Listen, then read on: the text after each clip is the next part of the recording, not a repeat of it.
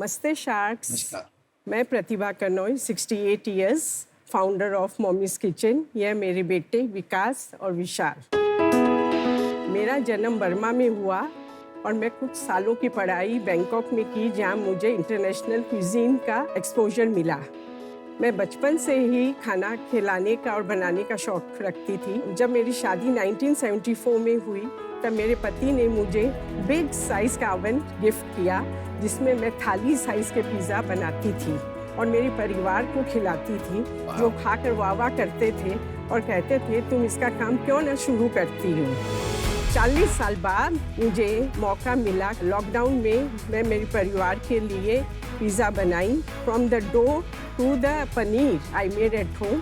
वो लोग खा के वाह करने लगे और इतने एक्साइटेड हो गए कि उन्होंने बोला, वाओ माँ, दिस इज अमेजिंग।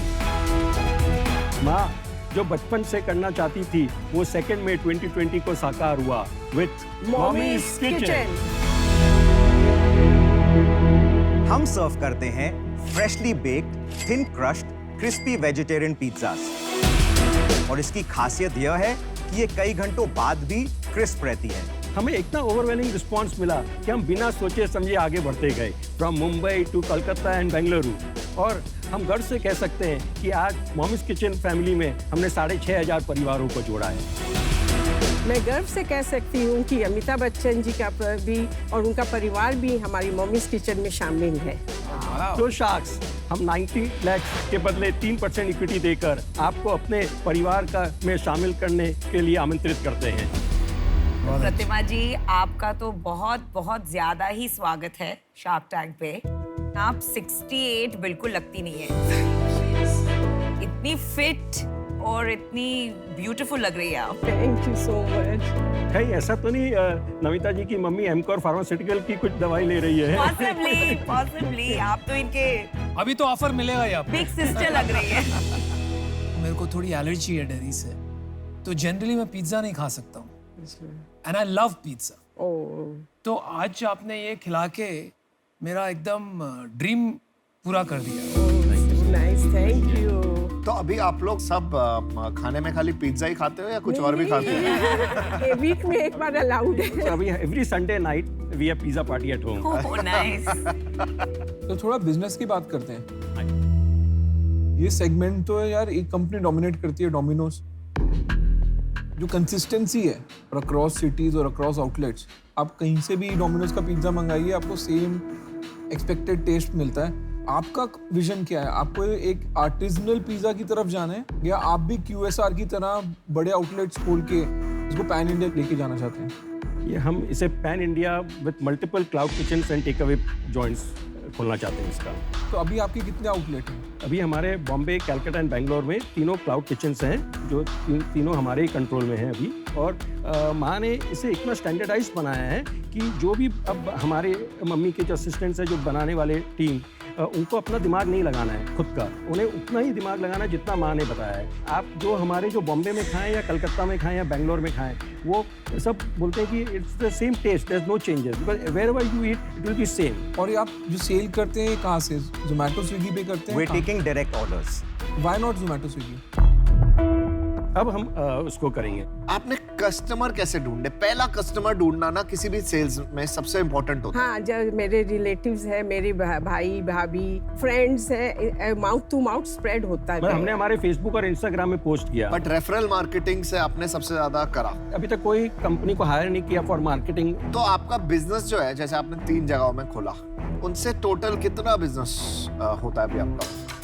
अभी हमने तीनों सिटीज का मिला के आज तक हमारे 18 मंथ्स कंसेप्शन में we have done a business of 1 crore 15 lakh. कोई स्पेशल होता है कि एक से ज्यादा आता है या सब जगहों का? एवरेज करेंगे तो 6.5 लाख हो रहा है। हाँ। तो पिछले महीने अक्टूबर में हमने जैसे 4.5 लाख का बिजनेस किया तीनों सिटीज में। 2.5 लाख अगर बॉम्बे ने किया है तो 2.25 लाख कलकत्ता ने किया है, 50,000 बैंगलोर ने किया। अच्छा, और एक क्लाउड किचन चलाने में आपका खर्चा कितना आता है?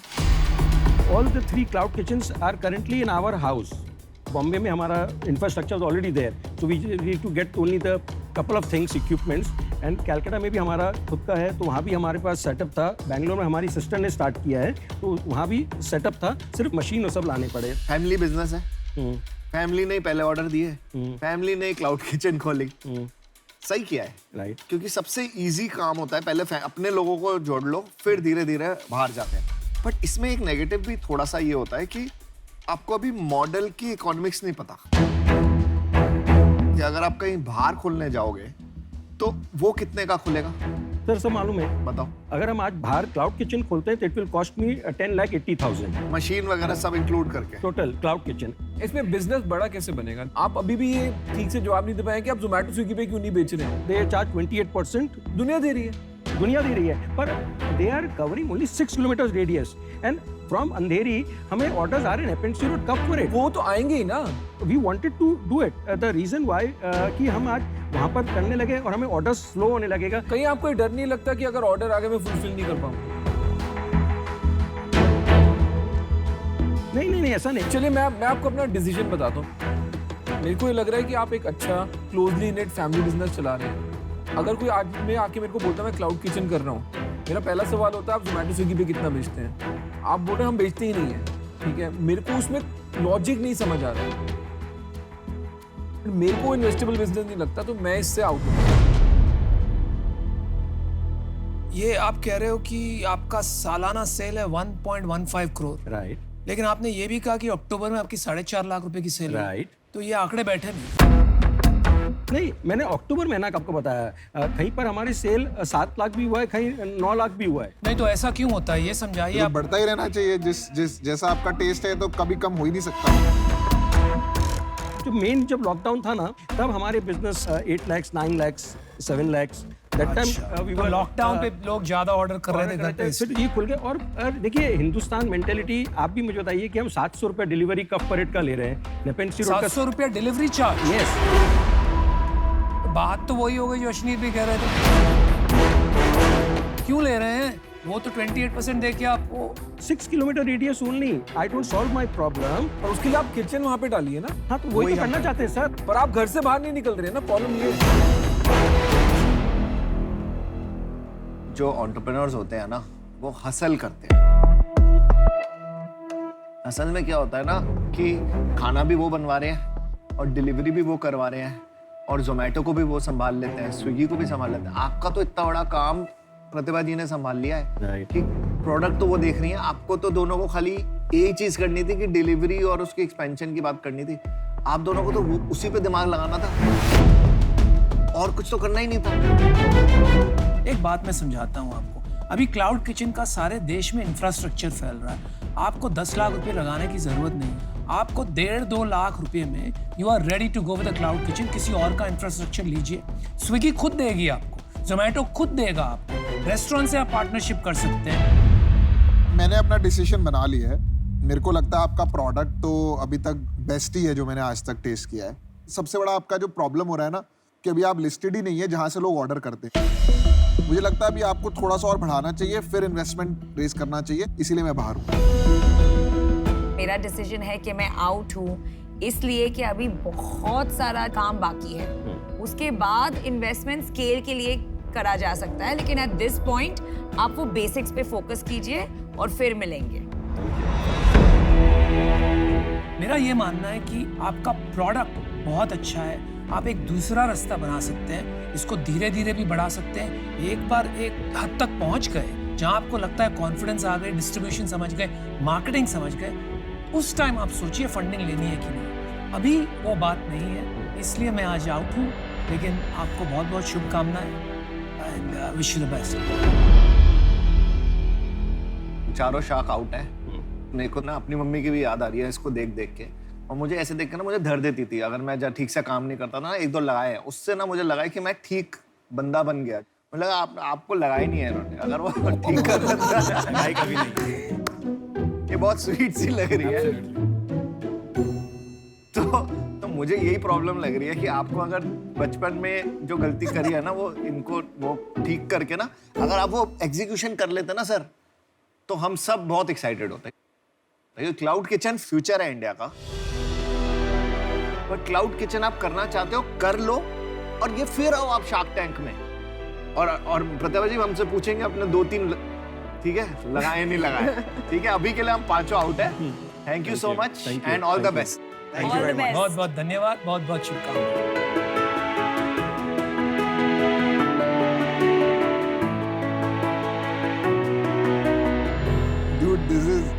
गुड। प्रोडक्ट बहुत अच्छा है। And I agree with you. It's so crisp. अब खा लेते हैं।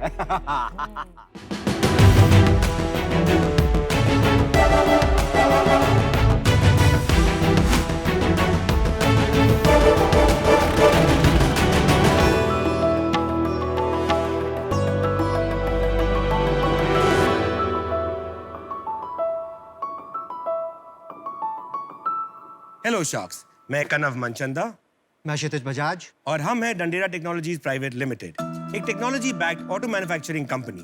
पर हमारा असली बिजनेस है लोगों की जिंदगी बेहतर बनाना। हम अपनी जर्नी शुरू कर रहे हैं लास्ट माइल लॉजिस्टिक्स में एक नए डिस्ट्रप्शन के साथ, ऑटोवा।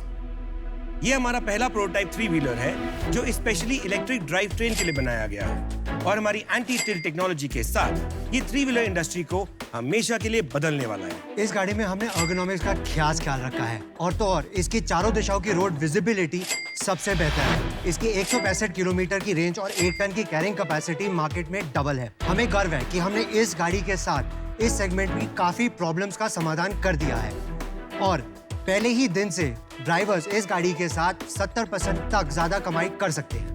और हमारी बनाई हुई डैनटेक पे आधारित बैटरी की वजह से ये गाड़ी जम्मू से लेकर कन्याकुमारी तक हर एक रोड कंडीशन पर एक समान परफॉर्मेंस दे सकती है।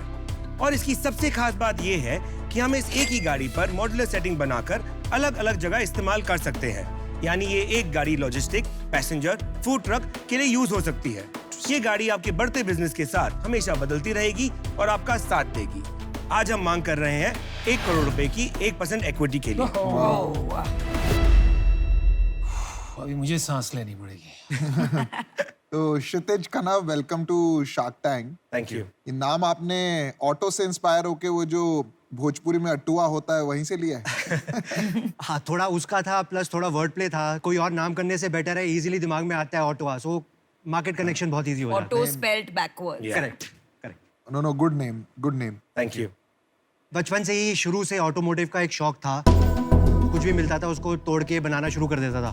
10+2 के बाद मैं ऑटोमोटिव डिजाइनिंग के कोर्स में चला गया। मैंने 4 साल तक वो करा, और उसके बाद से और 16 साल से मैं इसी इंडस्ट्री में हूँ। और आपका background sir? I have been a pure business background. आप लगते हो एकदम बिजनेसमैन पक्के।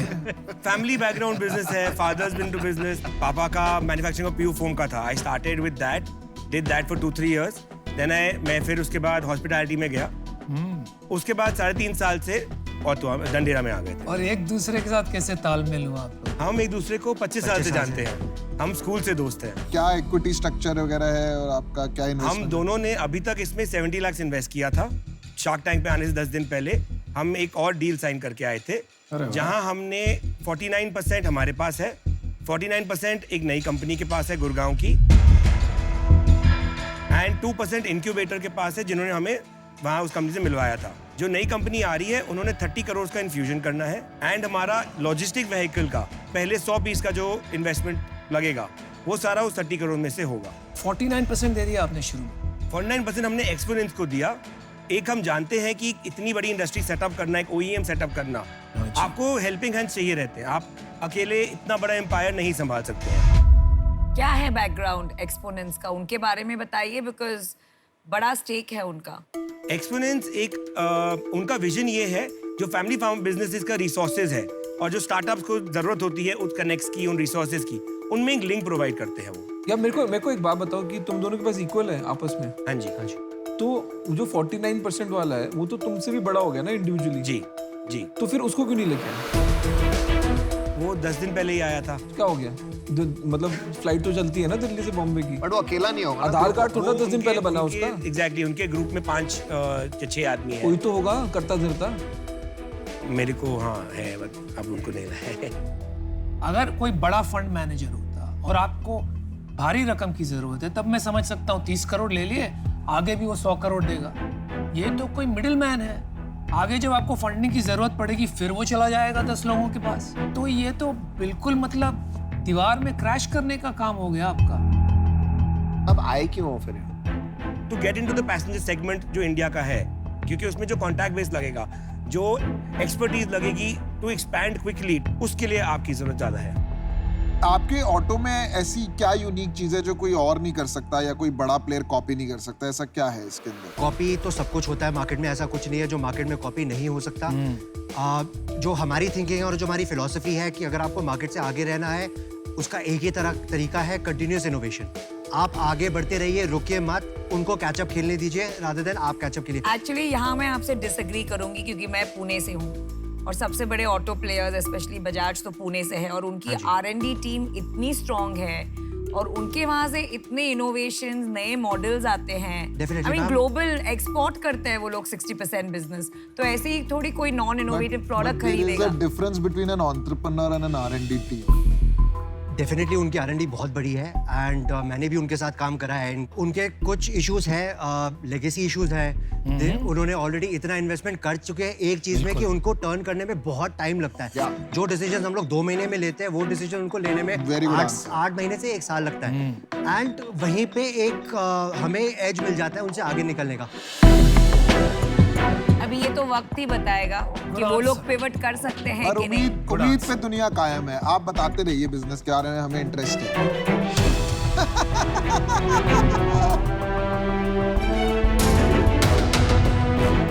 ये इलेक्ट्रिक व्हीकल है? हाँ जी बिल्कुल। पर मार्केट में और भी इलेक्ट्रिक ऑटोज बहुत है। बहुत है। उस पॉइंट पे मैं बिल्ड करना चाहूंगा। पियाजो ने अपनी इलेक्ट्रिक व्हीकल लॉन्च कर दी है। उनके पूरे R&D के साथ भी उनकी गाड़ी 70 साल से वैसी है जैसी आज उन्होंने लॉन्च करी है, इवन इलेक्ट्रिक के साथ। इन गाड़ियों के साथ प्रॉब्लम क्या है? ज्यादातर गाड़ियां जो आ रही है वो रेट्रोफिट्स है। उन्होंने EV के लिए स्पेशली गाड़ी नहीं बनाई है, तो उसके साथ जो इश्यूज जो 70 साल से आ रहे हैं वो आगे कैरी फॉरवर्ड हो रहे हैं, जिसकी वजह से जो मेजर कंज्यूमर्स है लाइक फ्लिपकार्ट, अमेजोन, उन्होंने बोला कि हमारे पास ये गाड़ियाँ नहीं चलती। उनकी गाड़ी सिर्फ 80 किलोमीटर से 100 किलोमीटर चलती है और ये सब जो इनएफिशिएंसीज है वो सारी कैरी फॉरवर्ड हो रही है लेगेसीज की वजह से। और उसी चेन को हमने ब्रेक करने के लिए इस गाड़ी को एकदम स्क्रैच से बनाया है। तो आपकी गाड़ी देख सकते हैं क्या अंदर? प्लीज मैं भी देखना चाहता हूँ। मैं भी देखना चाहता हूँ। ओ भाई साहब, थोड़े वो ये प्रोटोटाइप है तो थोड़े निकल जाए। हाँ क्या डिफरेंट क्या आप ये बताइए इसमें? चालू है? मेजर डिफरेंस आप स्पेस देखेंगे। प्रोटोटाइप। हाँ जी हैंड बिल्ड कंप्लीट। हमारा वॉल्यूम 20% हायर है from anything else in the market. दरवाजा बंद करने के बाद भी इसमें विजिबिलिटी बाकी ऑटो से बहुत बेटर है। क्यों खरीदेगा एक यूजर वो इसको? बैठ के पूछते हैं ना। I'll tell you। अच्छा, तो मैं अपना डिसीजन बताना चाहूंगी जी। तो ये एक बहुत इंटरेस्टिंग स्पेस है ईवी का एंड एक बहुत बड़ा टसल चल रहा है बिटवीन लेगेसी कंपनीज और ये जो स्टार्टअप्स है। They will be able to pivot और वो लोग काफ़ी, ये जो लेगेसी कंपनीज है वो काफ़ी इस रेस में आगे आएंगी। तो मैंने तो उन पे बेट किया है और उसके वजह से आई am out, but I wish you the very best. Thank you so much. मैं इसमें काफी श्योर हूँ कि न्यू एज कंपनीज ही बदलेंगी, लेगेसी कंपनीज नहीं बदल पाएगी। क्यों? I agree 100%। ये तो नियम है भाई, दुनिया का नियम है। जी। विद एवरी टेक्नोलॉजी चेंज नए प्लेयर्स आते हैं और डोमिनेट करते हैं। तो हमारा तो विश्वास है, टूट विश्वास। वक्त बताएगा। मैंने अपना डिसीजन बना लिया है। मुझे लगता है आप एक्साइटिंग कंपनी है, ब्रांडिंग भी अच्छा है, आपका एक्सपीरियंस बहुत बढ़िया है, पर मुझे लगता है जो आपका इक्विटी स्ट्रक्चर है उसमें प्रॉब्लम है। क्या ना, मल्टीपल होल्डर्स आ गए हैं इस कंपनी के अंदर, तो बहुत सारे डिसीजन मेकर, बहुत सारे इन्फ्लुएंसर्स हैं, वो वाला इशू है। अगर एक स्ट्रेटेजिक इन्वेस्टर ने 49 लिया होता तो मेरे को उससे कोई प्रॉब्लम नहीं थी। तो इन रीजन की वजह से मैं बाहर हूँ। मेरे को भी यही प्रॉब्लम है। मेरे को भी ना आपने जो 49 दिया ना, मेरे को लगता है कि अपने हाथ में कुछ नहीं बचा अब आपके। तो अगर मैं डील भी क्लोज कर दूं यहाँ पे, उसका भी मुझे नहीं लगता कोई फ्यूचर लग रहा है। तो अभी 2 शार्क्स बचे। तो यार देखो, काम ये इलेक्ट्रिक व्हीकल का तो अच्छा ही समझ रहे हैं सब इंडस्ट्री। और यार आप लोग भारत में जो कमाल का आविष्कार हो रहा है, ये भी बहुत बड़ी बात है, बड़ा अच्छा लगा देख के। लेकिन यहाँ मेरे को लगता नहीं है वैल्यूएशन का हिसाब बैठेगा। और दूसरी बात क्या है ना, आपको क्या करना क्या है, एक बहुत बड़ा काम करना है। तो जब बड़ी इमारत बनाते हैं तो उसमें क्या चाहिए? सबसे पहले बेस, वेरी स्ट्रॉन्ग फाउंडेशंस। तो वो मुझे लग रहा है आपके थोड़े कमज़ोर हैं। जिस प्रकार से आपने काम शुरू किया, स्ट्रक्चर बनाया है, तो उस वजह से मैं आउट हूँ। लेकिन I wish you the best. Thank you so much. तो तुम्हारी एक्सपोनेंट्स जो है वो अंदर आ चुका है। हमारा टर्म शीट नहीं हुआ है, MOU साइंड है। MOU साइंड है ना? जी। चल मैं तेरे को ऑफर देता हूँ। 1 करोड़ रुपए फॉर 5%. Within 3 months मैं तेरे को 30 करोड़ रुपए भी दिला दूंगा, ठीक है? एक्सपोनेंट्स को बाहर कर. बट फिर वो 30 करोड़ का जो आप कह रहे हैं एंड जो हमें ऑपरेशंस में हेल्प चाहिए रहेगा. यार ऑपरेशन तो मेरे को एक बात बता दे, कौन सा इन्वेस्टर को कागज पे कलम घिसने के सिवाय कुछ काम आता है? तो इन्वेस्टर की बस की थोड़ा ना होता है. तेरे को लग रहा है इन्वेस्टर लैंड ढूंढेगा, असेंबली लगाएगा, तेरे टायर सोर्स करेगा, लाइट सोर्स करेगा, कुछ नहीं करने वाला इन्वेस्टर. वो बोर्ड मीटिंग में आके तेरे को गाली सुनाएगा बस. तेरा MOU साइन हुआ है, ठीक है, प्रोटोटाइप पे ही है, क्यों गलती करने पे जा रहा है? एंड दूसरा मेरे को जो पर्सनली लगता है 30 करोड़ रुपए जब सामने पड़े होते हैं ना जी, अच्छे ना नहीं कर पाते जी, ठीक है, और आपकी तो पहली इन्वेस्टमेंट है जी, तो सामने से 30 करोड़ रुपए चल के आएंगे तो आप भी बोलोगे यार ठीक है करते हैं जी. तो मेरे को लगता है आप कहीं पे वहां बह गए और आपने एक हेस्टी डिसीजन ले लिया. अगर आप उसको अनवाइंड रिवाइंड करने को तैयार है, मैं आप पे पंट लेने को तैयार हूँ. अगर आप लेने को तैयार है, मैं कहता हूँ आप 1 करोड़ जो दे रहे हैं आप लाइन ऑफ क्रेडिट पे दे दीजिए. आप 1% लीजिए equity on a line of credit of 1 crore, जिस पे आप मुझसे से 5 या 6% ले सकते हैं रिटर्न. 5-6% पे तो मैं सर मैं आपको 1% इक्विटी दे रहा हूँ. चेकबुक ढूंढने भी नहीं जाता मैं 5-6% पे. तो 12% तो मैं देता हूँ यार, तू क्या बातें कर रहा है? सर इक्विटी भी तो मिल रही है 1%. 1 करोड़ रुपए देता हूँ जी, 1 लाख रुपीज एज इक्विटी जी, और 99 लाख एज डेट जी. 1 लाख पे आपको कुछ नहीं देना, वो वापस भी नहीं देना जी. 99 लाख जो डेट है उस पे आपको 12% के हिसाब से सर्विस करना है और ओवर 5 इयर्स आपको अमोर्टाइज करके मेरे को पे बैक करना है. और 1 लाख के लिए वो 1 लाख के लिए 1% इक्विटी जी. अच्छा ऑफर है भाई. हमें 2 मिनट मिल सकते हैं? हाँ बिल्कुल. Thank you.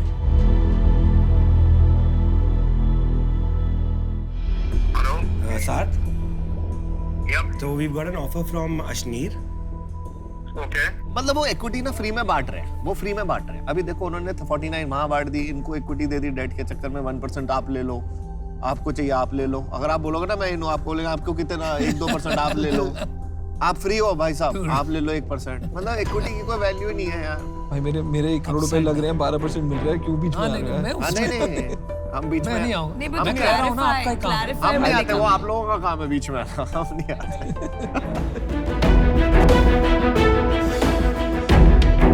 हाँ जी.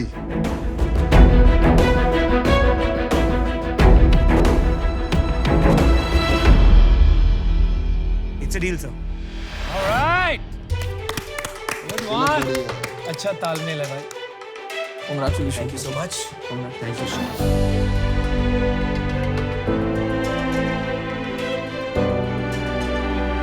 ये ऑटो तो हमारी हुई ना अभी, ये प्रोटोटाइप तो हमारे हो गए. रख सकते हैं. हम और बना लेंगे. Thanks for coming. Thank you. All Thank the you so best. much. Thank you. Very Shreya. good.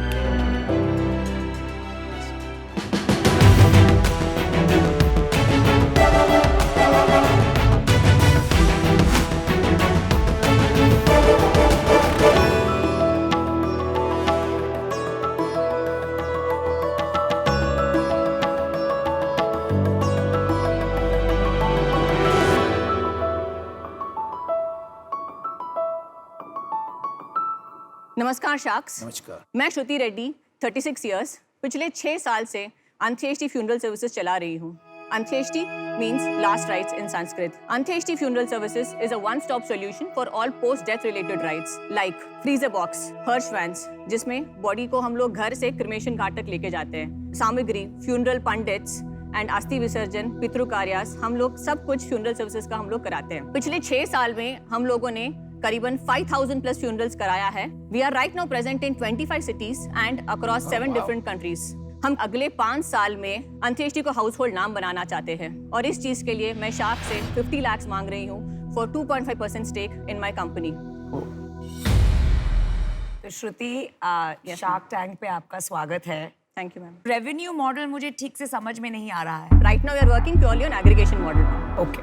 तो आप खुद की सर्विसेज नहीं प्रोवाइड करती हैं, you simply aggregate from other people.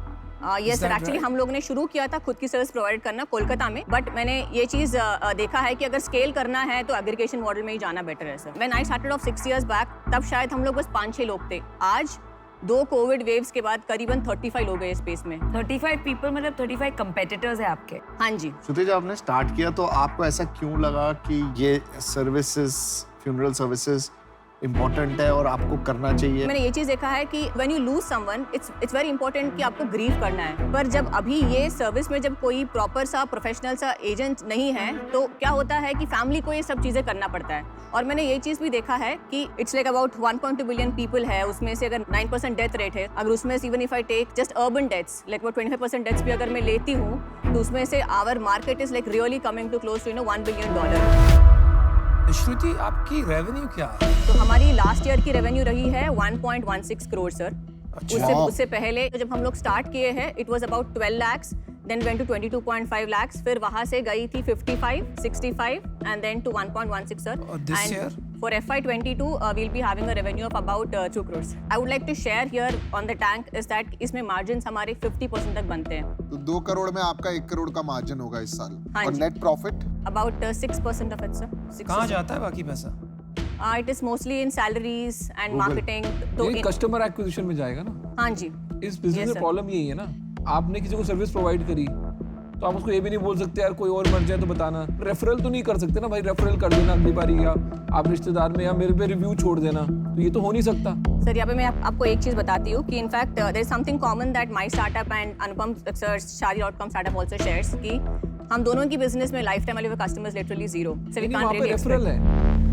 2 बंदों की शादी होगी Shaadi.com पे, दोनों जाके बोलेंगे, यहाँ पे कोई कुछ नहीं बोलने देखो वाला। हमारा ट्रैफिक 70% ऑर्गेनिक है। तो इनफैक्ट हमारे बिजनेस में भी काफी सारा ट्रैफिक हमको रेफरल से आता है, बिकॉज जब भी हम लोग कोई भी सर्विस देते हैं तो डेफिनेटली लोग उसके बारे में बात करते हैं। अच्छा, एक दूसरा क्वेश्चन मैं आपको पूछता हूँ, हाँ जी। Is there really such a big problem? देखो जनरली व्हाइल इमीडिएट फैमिली को बड़ा दुख होता है और वो सिचुएशन में नहीं होते कुछ कर सकें, लेकिन हमेशा फ्रेंड्स और कजन्स होते हैं जो ये काम ले लेते हैं इमीडिएटली। तो मुझे ऐसा लगा नहीं कि कोई मारा फिर रहा है कि अभी मैं क्या करूं। शायद एनआरआई में ज्यादा प्रॉब्लम है। आने वाले समय में जितने न्यूक्लियर फैमिली हो गए सर, और लाइक फॉर एग्जांपल जैसे बैंगलोर में काफी बहुत सारे लोग न्यूक्लियर फैमिली रहते हैं, जैसे आईटी पीपल एंड ऑल सभी आते हैं ना, लॉजिस्टिक्स से ऑटोमेटिकली टेकन केयर ऑफ होती है। इंडस्ट्री बोलने का मतलब है इंडस्ट्री थोड़ी फ्रैगमेंटेड नेचर की है, इसको कंसोलिडेट करना बहुत मुश्किल है। आई थिंक ये कहना चाह रहे हैं आप एनआरआई के लिए नीश बिजनेस बना सकते हैं, वहाँ पे आप काफी प्रॉफिट भी कमा सकते हैं, लेकिन इन्वेस्टर के नजरिए से थोड़ा मुश्किल दिख रहा है। मैंने श्रुति अपना डिसीजन बना लिया है। आप शार्क टैंक में आने वाले one of the strongest entrepreneurs लग रहे हो मुझे, ठीक है। हर चीज का आपको पता है क्या मार्केट साइज है, और 2 करोड़ का business banana with 1 crore gross margin is not easy, ठीक है। आपको इसको स्केल करना चाहिए, थोड़ा सा अपना मार्जिन और बेटर करना चाहिए। मेरे हिसाब से अगर ये 50 की जगह 70% पे पहुंचेगा तो आपको ये 6% नेट प्रॉफिट की जगह 25% नेट प्रॉफिट मिलेगा। मुझे नहीं लग रहा अभी ये इन्वेस्टेबल बिजनेस है, इसलिए मैं बाहर। तो श्रुति, मेरा व्यू भी सिमिलर है, मैं भी आउट। अगर मैं आपको एक सजेशन दे सकता हूँ तो मैं बोलूँगा कि एक सिंपल नाम रख लो, ताकि मुझे किसी को दूसरे को बताने में, आज मैं यहाँ से भी जाऊँगा तो मुझे शायद मैं भूल जाऊँ। Great point, good point, very good point. ऐसा कुछ रखोगे ना इजी, जैसे एक कंपनी किसी ने खोली मकान.com, you know what I mean? वो मैंने ही खोली। हाँ, तो ऐसे कंपनी का नाम रखोगे तो आपके लिए अच्छा होगा। मेरा मानना ये है कि आप एक ऐसे प्रॉब्लम को सॉल्व कर रही हो जो प्रॉब्लम ही नहीं है,